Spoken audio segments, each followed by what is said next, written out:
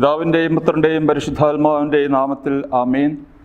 സ്ലീബ പെരുന്നാളിന് ശേഷമുള്ള 5-ാം ഞായർ,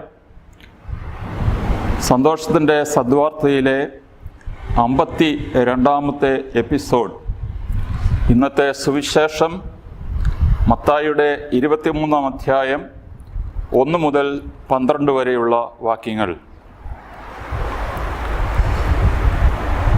യേശു ജനക്കൂട്ടത്തോടും തൻ്റെ ശിഷ്യന്മാരോടും അരുളി ചെയ്തു, നിയമജ്ഞരും ഫരിസയരും മോശയുടെ സിംഹാസനത്തിലിരിക്കുന്നു.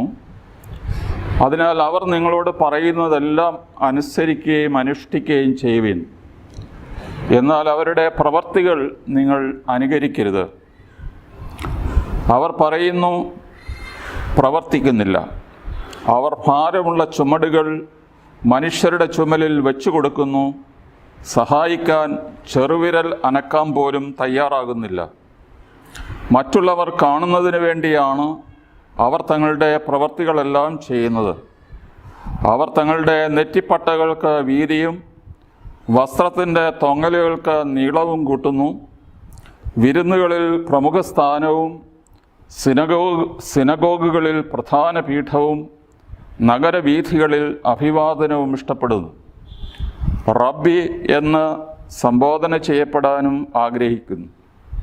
എന്നാൽ നിങ്ങൾ റബ്ബി എന്ന് വിളിക്കപ്പെടരുത്. എന്തെന്നാൽ നിങ്ങൾക്ക് ഒരു ഗുരുവേയുള്ളൂ, നിങ്ങളെല്ലാം സഹോദരന്മാരാണ്.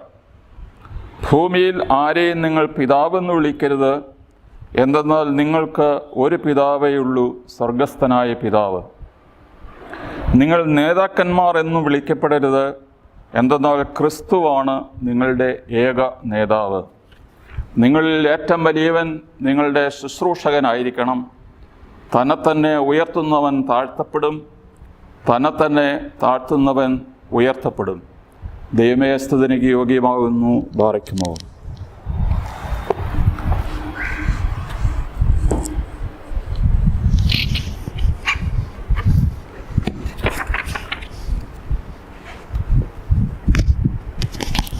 വിശുദ്ധ മത്തായിയുടെ സുവിശേഷത്തിലെ 23-ാം അധ്യായം യേശുവിൻ്റെ ലാസ്റ്റ് പബ്ലിക് അഡ്രസ്സാണ്. ഈ സംബോധന യേശുവിനെക്കുറിച്ചുള്ള നമ്മുടെ ഒരു ചിത്രം മാറ്റി എഴുതുകയാണ്. എപ്പോഴും യേശുവിനെ നമ്മൾ വരയ്ക്കുന്നതും വാക്കുകൾ കൊണ്ട് ചിത്രീകരിക്കുന്നതും ശാന്തനും സൗമ്യനുമായ സോഫ്റ്റ് ആൻഡ് സ്വീറ്റ് പേഴ്സൺ. എന്നാൽ കർത്താവിയുടെ ഫരിസയരെക്കുറിച്ചും സപ്രയന്മാർ സ്ക്രൈബ്സിനെക്കുറിച്ചും മറ്റ് മത നേതാക്കളെക്കുറിച്ചും ഉപയോഗിക്കുന്നത് വളരെ പരുഷമായ വാക്കുകളാണ്. അവരെ കുത്തി മുറിപ്പെടുത്തുന്ന വാക്കുകളാണ്. അപ്പോൾ കർത്താവിന് വേറൊരു ഭാവമുണ്ട് എന്നുള്ള കാര്യം ഞാൻ സൂചിപ്പിക്കുന്നു എന്ന് മാത്രമേ ഉള്ളൂ. എന്താണ് കർത്താവ് ഇവിടെ ചെയ്യുന്നത്? മുമ്പ് ഒരു സുവിശേഷ പഠനത്തിൽ ഫരിസയന്മാരുടെ പുളിപ്പ് നിങ്ങൾ ശ്രദ്ധിക്കണം, ജാഗരൂകരായിരിക്കണം എന്ന് കർത്താവ് പറഞ്ഞു. ഇവിടെ കർത്താവ് തൻ്റെ വിശ്വാസികൾക്ക്, തന്നിൽ വിശ്വസിക്കുന്നവർക്ക് ഒരു മുന്നറിയിപ്പ് കൊടുക്കുകയാണ്. ഈ മുന്നറിയിപ്പ് കൊടുക്കാൻ സമൂഹത്തിൽ നേതൃസ്ഥാനമുള്ളവർക്ക് കടപ്പാടുണ്ട്. ഉദാഹരണമായി എസെക്കിയേൽ പ്രവാചകൻ്റെ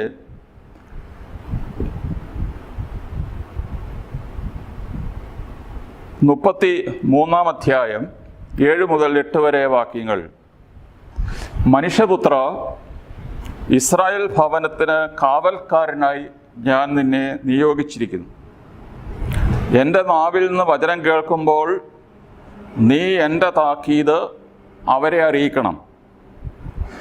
ഞാൻ ദുഷ്ടനോട്, ദുഷ്ട, നീ തീർച്ചയായും മരിക്കുമെന്ന് പറയുകയും അവൻ തൻ്റെ മാർഗത്തിൽ നിന്ന് പിന്തിരിയാൻ നീ മുന്നറിയിപ്പ് നൽകാതിരിക്കുകയും ചെയ്താൽ അവൻ തൻ്റെ ദുഷ്പ്രവൃത്തിയിൽ തന്നെ മരിക്കും എന്നാൽ അവൻ്റെ രക്തത്തിന് ഞാൻ നിന്നോട് പകരം ചോദിക്കും. ഇതാണ് എസെക്കിയേലിൻ്റെ പുസ്തകം നമ്മളെ പഠിപ്പിക്കുന്നത്.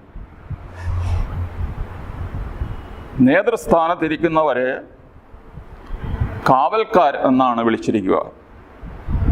അപ്പോൾ കാവൽക്കാർക്ക് ഒരു ജോലിയുണ്ട്, മുന്നറിയിപ്പ് കൊടുക്കുക എന്നുള്ളത്. അത് ഇടയന്മാരുടെ ഉത്തരവാദിത്തമാണ്. തൻ്റെ ജനം അഭിമുഖീകരിക്കുന്ന അപകടങ്ങളെക്കുറിച്ച് മുൻസൂചന നൽകുക എന്നുള്ളത്. വിശുദ്ധ പൗലോസ് 3 വർഷം താമസിച്ച് സ്ഥാപിച്ച ഒരു സമൂഹമാണ് എഫേസുസിലെ സമൂഹം. അവിടെ പൗലോസ്ലീഹായ്ക്ക് ആത്മാവിൽ ഒരു പ്രചോദനം ഉണ്ടാകുന്നു. ഇനി നീ ഇങ്ങോട്ട് വരാൻ പോകുന്നില്ല, നീ പോകുന്നത് ജെറുസലേമിലേക്കാണ്. അവിടെ നീ പിടിക്കപ്പെടുകയും അറസ്റ്റ് ചെയ്യപ്പെടുകയും ഒരുപക്ഷെ നീ കൊല്ലപ്പെടുകയും ചെയ്യും എന്ന ആത്മാവ് അവനോട് നിരന്തരം പറഞ്ഞുകൊണ്ടിരുന്നു. അതുകൊണ്ട് ഇനി ഈ പ്രദേശത്തേക്ക് വരത്തില്ല എന്നുള്ള ഉത്തമ ബോധ്യത്തിൽ കപ്പൽ കയറുന്നതിന് മുമ്പ് സമുദ്രതീരത്ത് അവിടുത്തെ ഇടയന്മാരെ വിളിച്ചു കൂട്ടിയിട്ട് അന്തിമമായിട്ടുള്ള ഉപദേശം കൊടുക്കുകയാണ്. അവനവരോട് പറയുന്നു, കർത്താവ് സ്വന്തം രക്തത്താൽ നേടിയെടുത്ത അജഗണത്തെ മേയിക്കുവാൻ നിയോഗിക്കപ്പെട്ടവരാണ് നിങ്ങൾ. ക്രൂരരായ ചെന്നായ്ക്കൾ വരും, നിങ്ങളെ ജാഗരൂകതയോടെ ഇരിക്കണം. സത്യത്തെ വളച്ചൊടിച്ച് പ്രസംഗിക്കുന്നവരും നിങ്ങളുടെ ഇടയിൽ ഉണ്ടാകും, അതുകൊണ്ട് ജാഗ്രതയിൽ. ഇത് യഥാർത്ഥ ഇടയന്മാർക്ക് മാത്രമേ ഇത് ധൈര്യമായിട്ട് പറയുവാൻ സാധിക്കുകയുള്ളൂ. യേശു ഇവിടെ പറയുന്നത്, നിങ്ങൾ മോശയുടെ സിംഹാസനത്തിലിരിക്കുന്ന അധികാരികളെ, റിലീജിയസ് അതോറിറ്റീസിനെ നിങ്ങൾ അനുസരിക്കണം. അവർ പറയുന്നത് എന്താണോ അതനുസരിച്ചേക്കുക. കാരണം അവർ മോശയുടെ പീഠത്തിലാണ് ഇരിക്കുക. എന്നാൽ അവരെ നിങ്ങൾ അനുകരിക്കരുത്. കാരണം അവർ പറയുന്നതല്ല പ്രവർത്തിക്കുന്നു.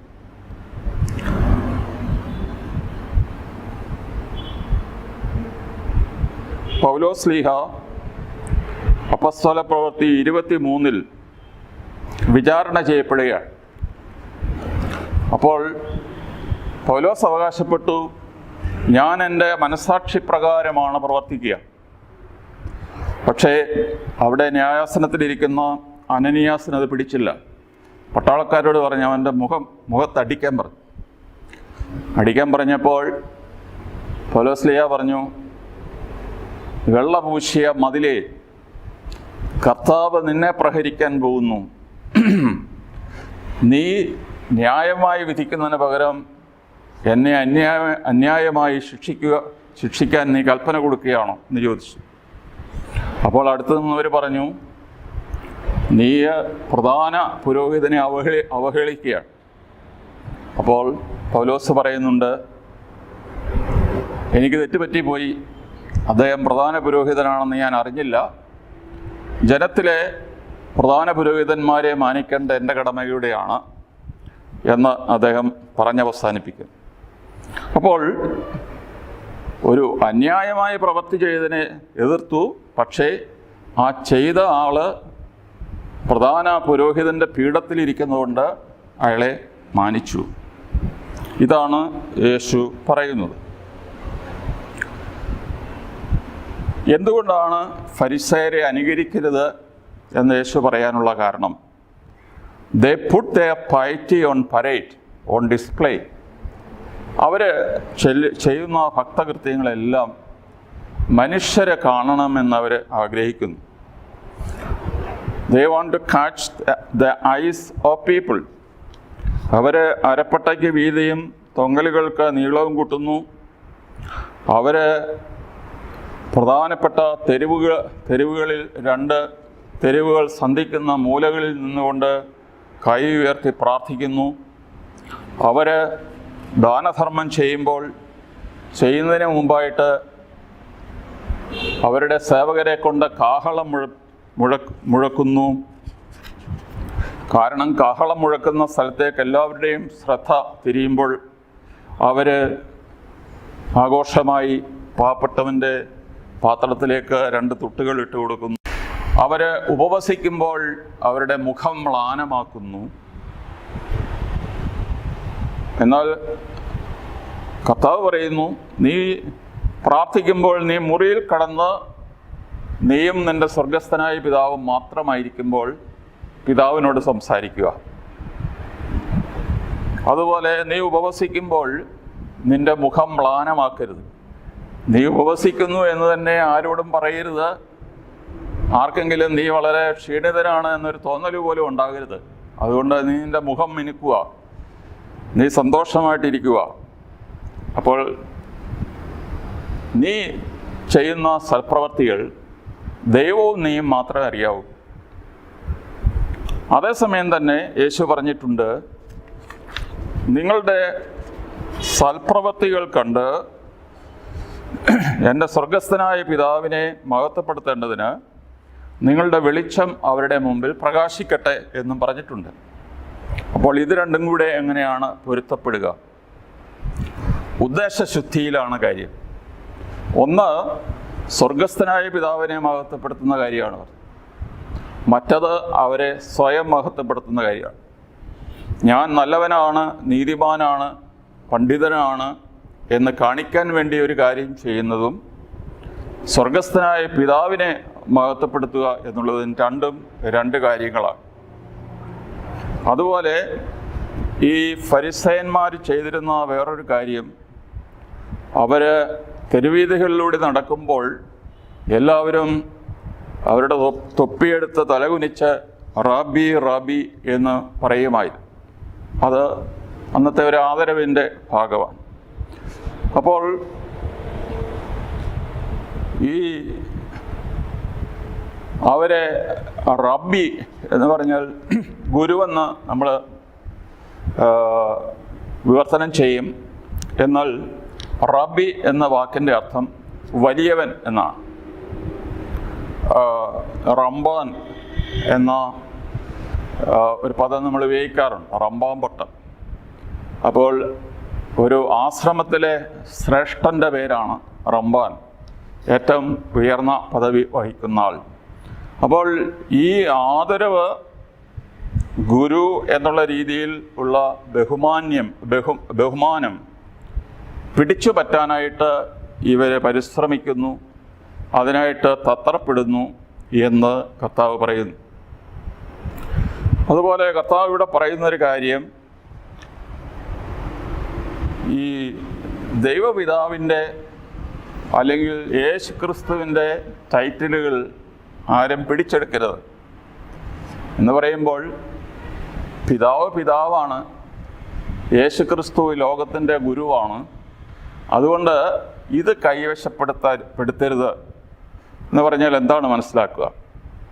കർത്താവ് തന്നെ തൻ്റെ വളർത്തുപിതാവായ യൗസേപ്പിനെ ആബ്ബ എന്ന് വിളിച്ചു, സ്വർഗസ്ഥനായ പിതാവിനെയും ആബ്ബ എന്ന് വിളിച്ചു. അപ്പോൾ യഥാർത്ഥത്തിൽ തൻ്റെ പിതാവല്ലാത്ത ഒരാളെ യൗസേപ്പിനെ എന്തിനാ ആബ്ബ എന്ന് വിളിച്ചത്? തീർച്ചയായിട്ടും ദൈവത്തിൻ്റെ 10 കൽപ്പനകളിലൊന്ന് നിൻ്റെ പിതാവിനെയും മാതാവിനെയും ബഹുമാനിക്കുക. ദൈവം നിനക്ക് തരുന്ന രാജ്യത്ത് നീ ദീർഘായുസ്സോടെ വാഴുവാൻ തക്കവണ്ണം നിൻ്റെ അപ്പനെയും അമ്മയും ബഹുമാനിക്കുക എന്ന് പഠിപ്പിച്ചതും ദൈവമാണ്. അതുകൊണ്ട് നമ്മുടെ അപ്പന്മാരെ അപ്പ എന്ന് വിളിക്കരുത് എന്നല്ല, അല്ലെങ്കിൽ പള്ളിയിലെ അച്ഛനെ അച്ഛ എന്ന് വിളിക്കരുത്, അല്ലെങ്കിൽ മെത്രാനെ പിതാവ് എന്ന് വിളിക്കരുത് എന്നുള്ള അർത്ഥത്തിലല്ല. ചില മനുഷ്യർ ഈ ടൈറ്റിലുകളിൽ രമിക്കുന്ന മനുഷ്യരുണ്ട്. നമുക്ക് തന്നെ സഭയിൽ ധാരാളം ടൈറ്റിലുകളുണ്ട്. മാർപ്പാപ്പായെ അഡ്രസ് ചെയ്യുമ്പോൾ യുവർ ഹോളിനെസ് എന്ന് പറയും, ഒരു കർദിനാളിനെ അഡ്രസ് ചെയ്യുമ്പോൾ യുവർ എമിനൻസ് എന്ന് പറയും, ഒരു ആർച്ച് ബിഷപ്പിനെ അഡ്രസ് ചെയ്യുമ്പോൾ യുവർ ഗ്രേസ് എന്ന് പറയും, ഒരു മെത്രാനെ അഭിസംബോധന ചെയ്യുമ്പോൾ യുവർ എക്സലൻസി എന്ന് പറയും. Monsignor, Corepiscopa, reverend father, Periya ബഹുമാനപ്പെട്ട മദർ, സഭയുടെ വിശ്വസ്ത പുത്രൻ, ഷവലിയാർ എന്നൊക്കെ ഓരോ പദവികൾ ഇങ്ങനെ മനുഷ്യരെ ബഹുമാനിക്കാൻ നമ്മൾ കൊടുത്തിട്ടുണ്ട്. അപ്പോൾ ആരെങ്കിലും ഈ പദവികൾ ഉപയോഗിച്ച് എന്നെ വിളിച്ചില്ലെങ്കിൽ എനിക്കത് ഒരു പ്രയാസമായിട്ട് തോന്നുമെങ്കിൽ തീർച്ചയായിട്ടും അത് തെറ്റാണ്. നമ്മൾ ചിലപ്പോൾ ഫോർമാലിറ്റിക്ക് വേണ്ടി ഈ പദങ്ങളൊക്കെ ഉപയോഗിച്ചാലും ഇന്നത്തെ മാർപ്പാപ്പ തന്നെ നമ്മളോട് പറഞ്ഞിട്ടുണ്ട്, ജീവിതത്തിൻ്റെ ലാളിത്യം പിടിക്കുക. ഈ പഴയ സഭയുടെ രാജകുമാരൻ, അത്യുന്നത കർദിനാൾ എന്നുള്ള പദവികളൊക്കെ പണ്ടേ കളഞ്ഞു കുളിച്ചതാണ്. അപ്പോൾ ഈ ജീവിതത്തിൻ്റെ ലാളിത്യം, സുവിശേഷത്തിൻ്റെ ലാളിത്യം നമ്മളൊന്നുകൂടി പുൽകുവാൻ പരിശ്രമിക്കണം എന്നുള്ള ഒരു പ്രൊഫറ്റിക്കായിട്ടുള്ള പ്രവാചക ശബ്ദമാണ് ഇപ്പോൾ നമ്മുടെ മാർപ്പാപ്പ ഫ്രാൻസിസ് മാർപ്പാപ്പ നൽകിക്കൊണ്ടിരിക്കുന്നത്. അതുകൊണ്ട് പദവികൾ കൂട്ടിച്ചേർത്ത്, ഡിഗ്രികൾ കൂട്ടിച്ചേർത്ത് അതിൽ എന്തോ അഭിമാനം കൊള്ളുന്ന ആ രീതി സുവിശേഷ അരൂപിക്ക് ചേർന്നതല്ല എന്ന് കർത്താവ് നമ്മളെ പഠിപ്പിക്കുന്നു. അതുപോലെ നിങ്ങളിൽ ഏറ്റവും വലിയവനാകാൻ ആഗ്രഹിക്കുന്നവൻ ഏറ്റവും ചെറിയവനാകണം. അതാണ് ഉയർച്ചയ്ക്കുള്ള മാർഗം. നീ ഏറ്റവും ചെറിയവനാണെങ്കിൽ ദൈവം നിന്നെ അത്യധികം ഉയർത്തും. ഫിലിപ്പിയർ ലേഖനം 2:7-9 ദൈവത്തിൻ്റെ രൂപത്തിലായിരുന്നെങ്കിലും അത് കാര്യമായി അവൻ പരിഗണിച്ചില്ല. തന്നെ ശൂന്യനാക്കിക്കൊണ്ട് ദാസന്റെ രൂപം സ്വീകരിച്ച ആകൃതിയിൽ മനുഷ്യനെ പോലെ കാണപ്പെട്ടു. മരണം വരെ, അതെ കുരിശുമരണം വരെ അനുസരണമുള്ളവനായി തന്നെ താഴ്ത്തി. ആകയാൽ ദൈവം അവനെ ഉയർത്തി. അതിനപ്പുറം യേശുവിനെ താഴാനില്ലായിരുന്നു. അതുകൊണ്ട് ദൈവം അവനെ അത്യധികം ഉയർത്തി. അവനേക്കാൾ ഉന്നതനായിട്ട് വേറെ ആരുമില്ല. സർവരും ഇന്ന് അവൻ്റെ മുമ്പിൽ മുട്ടുമടക്കുന്നു. അതിനാൽ കർത്താവിൻ്റെ മുമ്പിൽ താഴ്മയുള്ളവരായിരിക്കുകയും അവിടുന്ന് നിങ്ങളെ ഉയർത്തും എന്ന് യാക്കോബ് ശ്ലീഹ തൻ്റെ ലേഖനത്തിൻ്റെ 4-ാം അധ്യായം 10-ാം വാക്യത്തിൽ പറയുന്നു. കർത്താവിൻ്റെ മുമ്പിൽ താഴ്മയുള്ളവരായിരിക്കുക, അവിടുന്ന് നിങ്ങളെ ഉയർത്തും. ഇവിടെ അവസാനിപ്പിക്കാം.